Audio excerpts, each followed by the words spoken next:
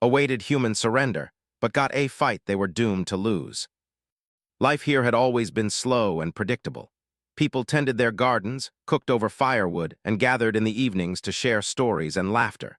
Children ran through the streets, playing with wooden toys or chasing each other, their voices echoing against the hills. The air carried the scent of fresh earth, wildflowers, and the occasional smoke from cooking fires. For many years, this village had been under the watch of a powerful, armed force that roamed the region. The villagers had learned to live quietly, obeying orders and avoiding attention. Though the soldiers rarely stayed long, their presence was enough to make the villagers anxious.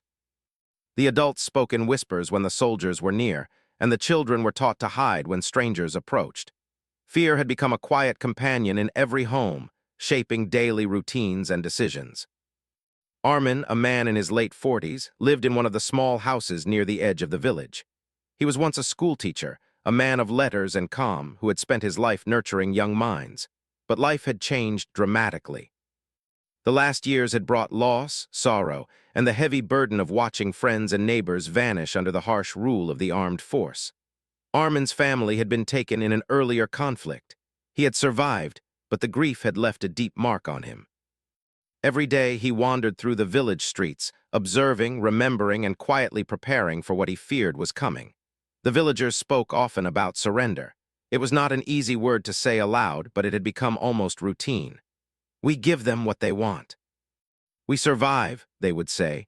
Most believed that surrender was safety, that compliance would prevent unnecessary suffering. Armin agreed, though a part of him longed for something else, something he could no longer name. He had seen what resistance had cost others. The tales of ruined homes, lost lives, and burned fields haunted him. He could not imagine putting his remaining neighbors through such pain, yet he also knew that giving in to fear completely was a bitter medicine to swallow. Preparations for surrender had begun quietly. Armin walked from house to house, offering advice and practical assistance. He helped families gather the few belongings they could carry, packed food for the coming days, and ensured that everyone knew where to meet when the soldiers arrived. In his calm, measured way, he became the guiding hand of the village, the one who reminded them of the order and routine that could save their lives. He reminded the women and men to stay together, to stay silent when the soldiers asked questions, and to remember that fear could be controlled. But even as he encouraged the village to surrender, Armin could feel the tension in the air. The hills seemed quieter than usual, as if the wind itself had paused in expectation. Birds avoided the treetops, and the usual sounds of farm animals were muted. Villagers spoke in hushed tones, casting nervous glances toward the distant dirt roads that led to the plains. Children were kept indoors more often, their laughter suppressed as parents whispered warnings. The village had become a place of stillness, of waiting, of cautious anticipation. Among the villagers, some were more frightened than others. An elderly man named Yusuf, who had lived through many conflicts, walked with a slow shuffle, leaning heavily on his cane. He told stories of earlier times when surrender had saved lives and when resistance had led to disaster. His voice carried the weight of experience, and many listened to him as though every word were a prophecy. The young mothers worried about their children, the fathers worried about their families, and the teachers worried about the safety of the young minds they had once nurtured. Fear was shared, and yet, strangely, it bound the people together in a fragile sense of unity. Armin, however, felt something else. Beyond the fear, he felt a growing sense of unease. He had seen how quickly situations could change.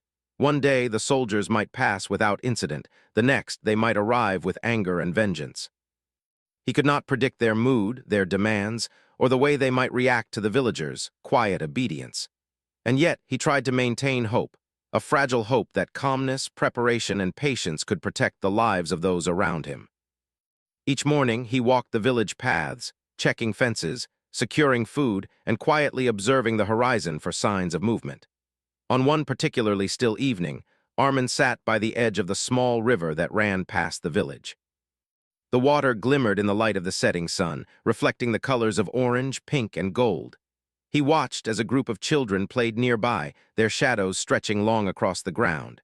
Their laughter was soft, cautious, but it reminded him of better days. In that moment, he remembered his own family, the life they had shared before the world had changed so violently. Memories of his wife and children filled him with sadness, but also with determination. He would not allow the village to suffer the same fate. That night, Armin called a meeting at the village square. A few dozen people gathered, sitting in a rough circle of stones and wooden benches. He spoke slowly, carefully, emphasizing calm and order. "We have always survived by being careful," he said. "We will survive again. The soldiers are coming, and we will do what is necessary to stay safe. We will give them what they ask, and we will not give them reason to harm us."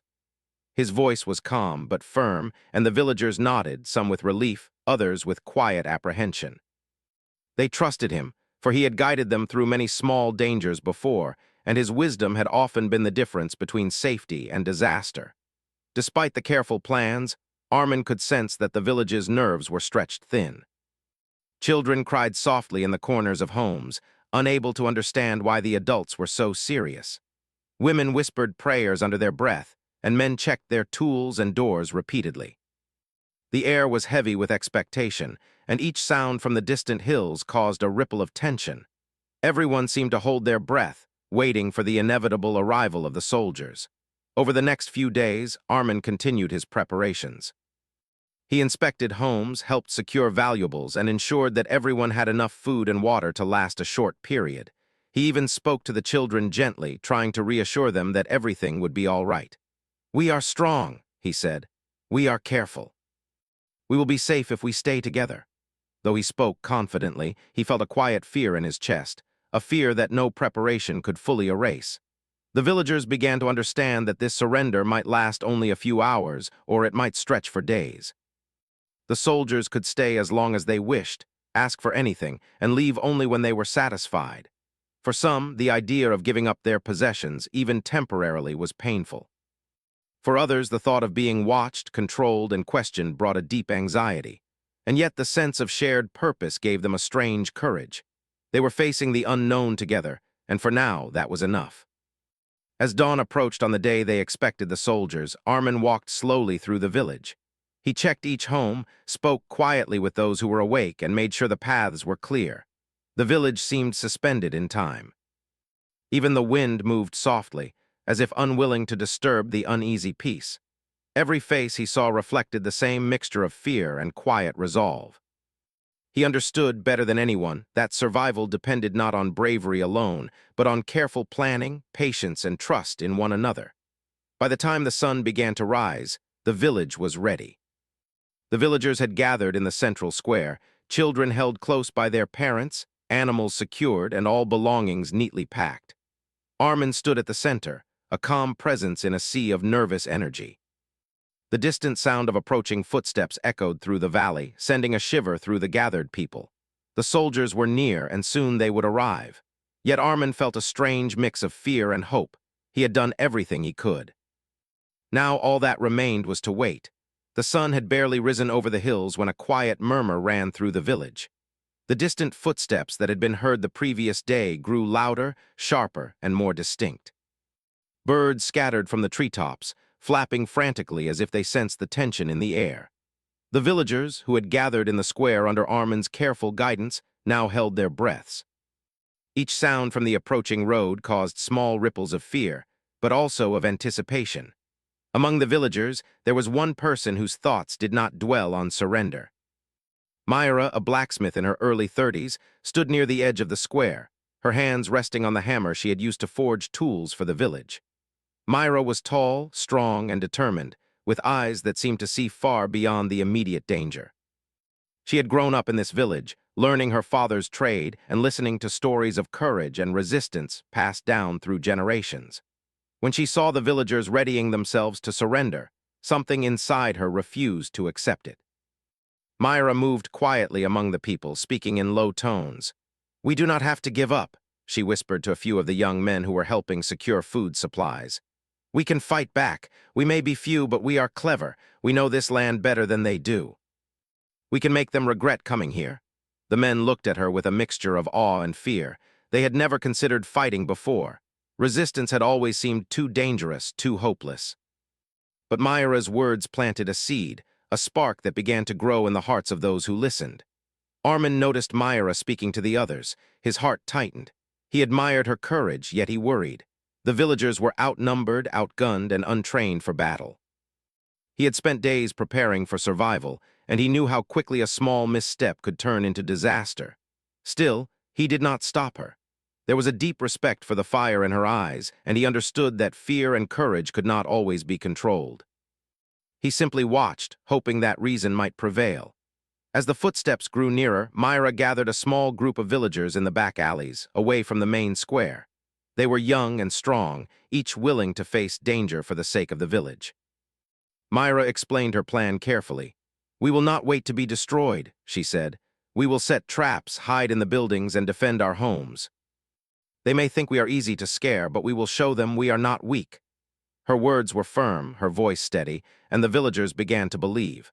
For the first time, they saw a path that did not end in fear and submission. Over the next few hours, the village transformed quietly but dramatically. Myra led the group to reinforce key positions. They stacked stones along the edges of the streets to create obstacles, dug shallow trenches near the entrances, and placed old barrels and carts in positions that could slow down intruders. They gathered tools from the blacksmith shop, hammers, axes, and long iron rods, and even fashioned makeshift spears. Every movement was careful, every action measured. They knew they were not trained soldiers, but they had something just as important: determination and knowledge of their land. Meanwhile, Armin continued to move among the villagers in the square, maintaining the illusion of calm. The adults whispered to one another, sharing anxious glances, while children clung to their parents' legs, sensing the tension. Armin encouraged them to remain still, to stay silent, and to follow the instructions he had given them. But even as he spoke words of reassurance, he could not ignore the strange energy rising in the village. Something had shifted. The people were no longer waiting passively. They were preparing to face what had always seemed inevitable. By mid-morning, the distant sound of marching grew louder. Dust swirled along the narrow road leading to the village, and the figures of soldiers became visible on the horizon. They were a disciplined, confident force, moving as though the village's surrender was guaranteed. Most of the villagers instinctively froze, ready to comply with whatever was demanded. Armin moved among them, reminding them to breathe, to keep calm, and to obey. But Myra and her small band remained hidden, ready for the moment that might change everything. The first contact came quietly. A single soldier appeared at the edge of the village, scanning the streets. He called out in a commanding voice, instructing the villagers to come forward. Most of the villagers obeyed, stepping hesitantly into the open, carrying their hands in a gesture of submission. Armin's heart pounded, but he kept his voice calm, guiding the villagers as best he could. He hoped that their compliance would keep them safe. Myra, however, stayed hidden. She observed the soldier, noticing small gaps in his attention, areas where he did not see the narrow paths and alleys leading to the rooftops and hidden corners. Her mind worked quickly. She signaled to her group and they took positions, moving silently and swiftly. They would not attack first. They had no desire to escalate the danger unnecessarily, but they would be ready if the soldier advanced too far. Every detail mattered. Every shadow, every sound, every movement could decide their fate. The soldier called for more of his comrades, and soon a small group entered the village, confident and prepared for minimal resistance. Myra and her group held their positions, waiting. The tension was unbearable. Armin watched from the square, torn between the desire for survival and the awe of the courage he saw unfolding around him. He realized that something extraordinary was happening. The village that had been ready to surrender was no longer entirely passive. A few voices, a few determined hearts had changed the energy of the entire place. Hours passed in a tense silence. The soldiers moved through the streets, inspecting homes, speaking sharply to the villagers, and checking doors. The villagers obeyed, but the knowledge that some of their neighbors were preparing to resist added a strange mix of fear and hope. The villagers whispered among themselves, wondering what would happen next. Children hid under benches and tables, peeking at the soldiers through small gaps. Even the animals seemed to sense the tension, huddling in corners or retreating to the safety of barns. By late afternoon, the first signs of subtle resistance began. Myra's group, careful not to harm anyone unnecessarily, began to create distractions. A cart tipped over in the narrow street, causing a small commotion. Barrels were rolled to block entrances temporarily. A few loud bangs from tools hitting metal echoed from the blacksmith's shop. The soldiers, already tense from the uncertainty of the village's compliance, became cautious. They had expected complete submission, not this quiet, deliberate obstruction. Their confident steps slowed. Their eyes scanned every corner, looking for the source of the disruption. Armin observed the scene with mixed feelings. He worried that these small acts might provoke the soldiers, but he also recognized the cleverness behind them. Myra and her group were not reckless. They were careful, patient, and strategic. Each action was meant to delay, confuse, and create an opening, not to escalate violence. He could not help but feel a spark of admiration for their courage and intelligence. The villagers were no longer merely waiting. They were thinking, acting, and asserting their presence in the only way they could. As the evening approached, the soldiers had still not gained full control. They were frustrated by the obstacles, by the narrow alleys, and by the hidden movements of the villagers. The village, small and untrained as it was, had become a puzzle that could not be solved by force alone. Myra continued to move quietly, ensuring that her group remained coordinated and vigilant. Every hour of delay increased their chances of survival, and every small act of resistance gave the villagers a sense of agency they had never experienced before. Armin, meanwhile, continued to guide the majority of the villagers, keeping them calm and focused. He spoke softly to those who were anxious, reminded children to stay hidden, and encouraged the adults to follow the instructions they had rehearsed. Though he had once believed that surrender was the only way to survive, he now saw that survival might take many forms, and that courage, cleverness, and unity could change the outcome in ways he had never imagined.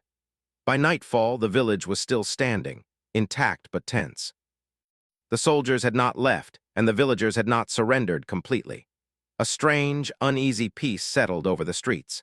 The villagers returned to their homes cautiously, checking doors and windows, while Myra and her group regrouped in hidden positions. They had proven that resistance was possible, even in the face of overwhelming odds. And for the first time in years, the villagers felt something they had not felt in a long time: hope. In that quiet night, as the stars appeared over the hills, Armin reflected on the day's events. He realized that life in the village would never be the same. Fear was no longer the only force shaping their choices. Courage, determination, and unity had entered their lives, quietly but powerfully. The villagers had faced the first part of the test, not with weapons, not with violence, but with cleverness, patience, and the courage to stand up, even when the outcome was uncertain. The night was dark and quiet, but it carried a weight that pressed down on the village. Every shadow seemed longer, every sound sharper. The villagers slept uneasily, while Myra and her small group of defenders remained alert, moving silently through the alleys and rooftops. They were ready, knowing that the moment they had feared and anticipated could come at any time. Their traps were in place, obstacles arranged to slow intruders, and their makeshift weapons polished and prepared. Courage and fear walked together, tightly bound, through each of them. Armin could not sleep. He moved quietly from house to house, checking on the villagers, ensuring the children were safe, and offering words of comfort to those who were anxious. Though he had once believed surrender was the only way to survive, he now recognized that survival might take many forms. Some chose fear, some chose patience, and some, like Myra and her group, chose courage and action. Armin admired them silently, even as worry gnawed at his heart. He knew the soldiers were coming, he knew the villagers were brave, and he knew the odds were against them. The first signs of movement came just before dawn.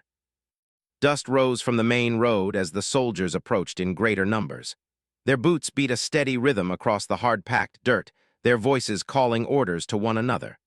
They moved with confidence, expecting to find a village that had surrendered without question. What they did not expect was the careful preparation of a small group who refused to be easily controlled. Myra gave a final signal to her group. Everyone held their position, breathing quietly, eyes sharp, muscles tense. They would not strike first unless necessary. Their goal was to defend, to delay, and to protect the villagers. Every corner of the village became a potential vantage point, every rooftop a lookout. Old carts and barrels blocked narrow streets, and stones were positioned to trip or slow the soldiers. The defenders moved like shadows, coordinated and silent, ready to act when the moment came. The soldiers entered the square, calling for the villagers to step forward. Most of the people obeyed, raising their hands in the air, eyes wide with fear. Armin guided them, keeping his voice calm, reminding them to stay still, to speak only when spoken to. But as the soldiers moved deeper into the village, they began to notice the obstacles, the overturned carts, and the hidden traps. Confusion flickered across their faces. Their confidence faltered slightly, replaced by the first hints of caution. Then came the first clash. A small barrel tipped over as a soldier stepped near it, spilling its contents and causing him to stumble. A loud clang from the blacksmith shop echoed through the narrow streets. Myra's group had not struck directly, but their careful planning was making the soldiers cautious. The defenders were clever. They used the village itself, its narrow alleys, hidden corners, and uneven ground, to their advantage. Every step the soldiers took became uncertain. Every moment required attention, patience, and careful thought. Despite their cleverness, the villagers were still outnumbered. The soldiers began to push forward more aggressively, testing the defenses. Myra and her group responded with precision. They threw stones, shifted obstacles, and created sudden distractions. Each action was designed to confuse and slow the invaders, to buy time for the villagers in the square. Armin watched from a safe distance, heart-pounding, as his people, though untrained in battle, held their ground with courage and determination. The fighting grew more intense as morning light filtered through the village streets. Soldiers called out orders, moved in formation, and attempted to clear the obstacles. Myra's group moved swiftly from place to place, using the terrain to their advantage. They were not trying to defeat the soldiers completely. They knew that was impossible.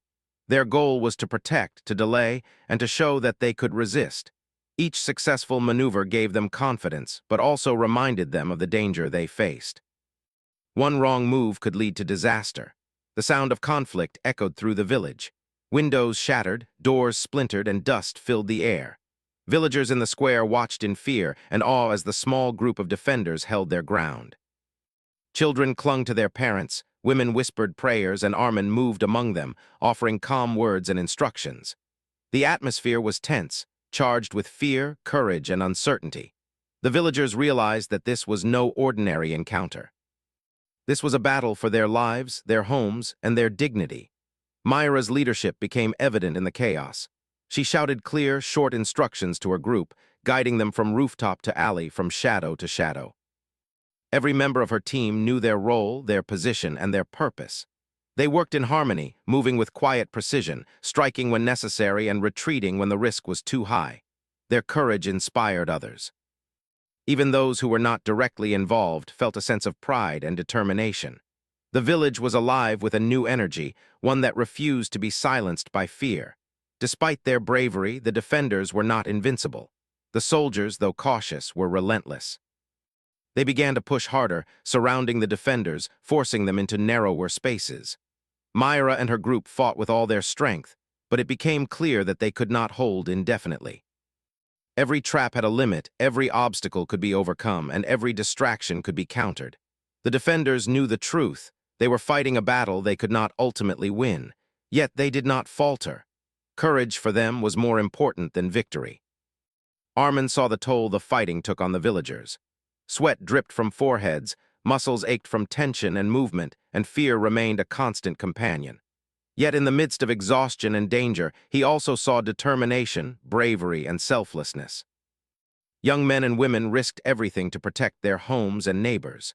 The children, though frightened, looked on with wide eyes, learning lessons of courage they would carry for a lifetime. Even in the face of overwhelming odds, the human spirit showed its resilience. The battle continued through the morning and into the afternoon. Myra's group, though small, caused delays and disruptions that frustrated the soldiers. They used every skill they had, every piece of knowledge about the village, and every ounce of energy to make the invaders work for every step. The soldiers, trained and disciplined as they were, had expected easy compliance. They did not expect cleverness, patience, and courage from a group of villagers who had nothing but determination and knowledge of their land. By late afternoon, the inevitable became clear. The defenders could not hold forever. Exhaustion weighed heavily, supplies were limited, and the soldiers continued to advance. Myra and her group realized that they would eventually be overpowered. Yet they did not despair. Their goal had always been to protect the villagers, to delay the soldiers, and to show that surrender was not the only choice. They had achieved that. They had fought with courage, intelligence, and heart, and in doing so, they had made their mark on the village's history. As evening approached, the defenders were forced to retreat to a few remaining strong points. Myra gave final instructions, ensuring that the villagers in the square remained safe and organized. She moved among her group, checking injuries, offering encouragement, and reminding them that bravery was not measured by victory but by the willingness to stand against fear. Armin watched quietly, filled with pride, sorrow, and admiration. The defenders had faced the impossible and had done so with honor. Night fell over the village. Smoke and dust lingered in the air, and the streets bore the marks of struggle. Some homes were damaged, windows broken, and doors splintered. Yet the village had not been destroyed. The soldiers, frustrated and cautious, had gained control of some areas, but the villagers had demonstrated that resistance was possible. The defenders had made their point. Even a small group, armed only with courage and knowledge, could challenge the powerful and delay what seemed inevitable. Armin moved among the villagers, checking on them, calming fears, and offering words of reassurance. Children clung to parents, adults whispered prayers, and Myra's group regrouped in hidden corners. Everyone understood the lesson of the day. Courage and cleverness could make a difference, even when the odds were against them. The village had faced the fight it was doomed to lose, yet in that struggle it had discovered strength, unity, and determination. The night passed slowly. The village was quiet, but the echoes of the day's events remained. Armin reflected on what he had witnessed: bravery, intelligence, and the power of human spirit. Myra and her group had shown that even in the face of inevitable defeat, action, courage, and hope could inspire and protect others. The villagers had learned that surrender was not always the only path, and that even in small acts, dignity and courage could shine brightly. The night after the battle was quiet, almost eerily so. The village had survived the chaos, though barely. Smoke still lingered in the air from broken windows and overturned barrels, and the streets were littered with debris. The sun had set, leaving the village in shadows, but the tension had not lifted. Every creak of a door, every rustle in the trees made villagers flinch. They had faced danger, and though the battle had ended, the fear remained. Armin walked slowly through the streets, moving from house to house. His steps were careful, almost silent, as he checked on families who had endured the long day of conflict. Many were exhausted, their faces pale and lined with worry. Mothers held children close, whispering reassurances, while fathers tried to hide their fear behind calm expressions. The villagers had survived, but at a cost. They had lost a sense of complete safety, and their small world had changed forever. Myra, though tired and wounded, moved among her group of defenders. Each person bore signs of the struggle, scratches, bruises, and the exhaustion of constant vigilance. Yet there was also a quiet pride in their eyes. They had faced a force much stronger than themselves and had delayed its advance, protected the villagers, and made the soldiers think twice about their plans. Myra's leadership had been clear, her courage evident, and her cleverness had saved lives. She reminded her group that bravery was not about winning every fight, but about standing firm in the face of fear. The villagers gathered quietly in the square as Armin and Myra addressed them. The square, though scarred from the day's events, had become a place of reflection. Armin spoke first, his voice calm but filled with emotion. "We have faced what many believed was impossible," he said. "We have endured fear, uncertainty, and danger, and yet we are still here. Each of you has shown courage. Each of you has played a part in protecting our home, our families, and our future." His words were simple, but they carried weight. The villagers listened, some with tears in their eyes, others with silent nods of understanding. Myra stepped forward, her presence strong and steady. "Today, we fought because we could not surrender our dignity," she said. "We fought not because we expected to win, but because we refused to give up without a struggle. Even when the outcome seemed certain, we acted. And in our actions, we have shown that courage, intelligence, and unity can make a difference, no matter the odds." Her words stirred something deep within the villagers. They realized that their courage had value beyond mere survival. They had shown that even small, ordinary people could resist fear and act with purpose. The soldiers had gained some control over the village, but they had been delayed, frustrated, and challenged at every step. Their initial confidence had been shaken. They had expected a passive surrender, but instead they encountered strategy, intelligence, and unexpected courage. The villagers, though small in number and poorly equipped, had forced the soldiers to respect them, if only slightly. The invaders understood that even simple resistance could complicate their plans and make victory more costly than anticipated. Armin observed the soldiers from a distance, noting their movements and expressions. He did not wish for further violence, but he understood the importance of recognizing what had been accomplished. The village had not won in the traditional sense. They had not driven the soldiers away, but they had won something more valuable, the knowledge that courage could be meaningful even in defeat. Armin felt a deep sense of pride for the villagers, for Myra, and for the defenders who had risked everything to protect their home. As the evening progressed, villagers began to repair what they could. Broken doors were reinforced, windows temporarily covered with cloth or wood, and paths cleared of debris. Children, though still frightened, helped where they could, learning small lessons of resilience and teamwork. Mothers and fathers shared stories of the day, carefully choosing words that taught courage without inciting further fear. Even the animals returned to their pens, sensing a return to routine and safety. The village was beginning to heal slowly after the day of struggle. Armin took a moment to reflect privately, walking to the edge of the village where the hills met the plains. The stars shone brightly overhead, a silent witness to the events that had unfolded. He thought of the lives lost in previous conflicts, of the family he had lost, and of the villagers who had risked everything today. He understood that life was fragile, that safety was never guaranteed, but he also recognized something enduring, the human spirit. Courage, hope, and determination could survive even in the darkest moments, and that knowledge could never be taken away. Myra and her group gathered later in the blacksmith shop.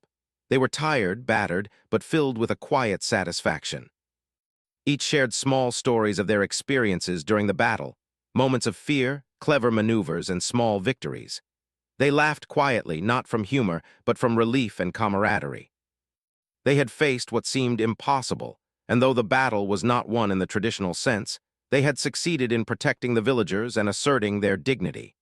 Their bond had strengthened, and their courage had inspired the entire village. In the following days, the villagers adjusted to the new reality. The soldiers remained nearby, but their actions were more cautious. They had learned that this village, though small and seemingly ordinary, could challenge them. The villagers, in turn, learned to live with the tension of having an armed force close by, but they also carried a newfound confidence. They had faced fear, taken action, and survived. They had discovered that courage was not about the absence of fear, but about acting despite it. Armin documented the events carefully. He wrote down what had happened, the strategies used by Myra and her group, the bravery of ordinary villagers, and the lessons learned. He knew that these words would preserve the story for the future, ensuring that the courage shown in the village would not be forgotten. Even if the battle was remembered as a loss, the spirit of the defenders and the villagers would inspire others. Knowledge, courage, and unity were now part of the village's story, and that could never be taken away. The children, in particular, remembered the day vividly. They had seen ordinary people act with extraordinary courage, learned lessons of strategy and care, and witnessed the strength of community. These lessons would stay with them as they grew, shaping the way they faced challenges in the future. The adults, too, carried memories of bravery, the realization that hope could exist even when odds seemed impossible, and the knowledge that their actions, no matter how small, could have meaning. As weeks passed, life returned to a semblance of normalcy. Gardens were tended, animals cared for, and children played cautiously in the streets. Yet the memory of the battle remained vivid. Villagers spoke quietly about what had happened, sharing lessons and stories. Myra continued to teach her group, refining their skills and preparing for the possibility of future challenges. Armin continued to guide the village, blending caution with the courage he now saw in everyone. The village had survived, not unscathed, but with its spirit intact. The story of that day became part of the village's identity. They spoke of courage, preparation, and unity.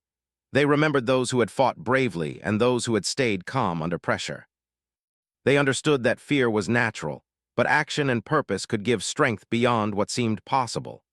Even the soldiers, who had once seen the village as an easy target, came to understand that courage and cleverness could exist in the most unexpected places. Armin reflected one evening, sitting quietly by the river. The water flowed gently, carrying reflections of the stars above. He thought of Myra, her group, and every villager who had contributed to the defense. He realized that survival was more than physical. It was emotional, moral, and spiritual. The village had survived because its people had acted with intelligence, courage, and care. They had faced the fight they were doomed to lose, yet in that struggle they had gained something far greater than life alone: respect, dignity, and the unbroken spirit of humanity. Myra, too, reflected on the events. She understood that victory and defeat were not always measured by who remained standing at the end. Sometimes, true victory lay in the courage to act, in the determination to protect others, and in the willingness to face fear with purpose. She had led her group wisely, balancing caution with bravery, and had inspired not just the villagers but herself as well. The lessons of that day would remain, guiding the village and future generations. In the end, the village survived not because the soldiers left them alone, but because the people had refused to surrender completely. They had faced fear, used intelligence, and acted with courage. Even though the odds were against them, and even though the battle was not won in the traditional sense, they had won something much deeper: the knowledge that bravery, unity, and determination could make a lasting difference. Their story became a quiet legend, told from generation to generation, a reminder that even in the darkest times, human spirit and courage could shine brightly.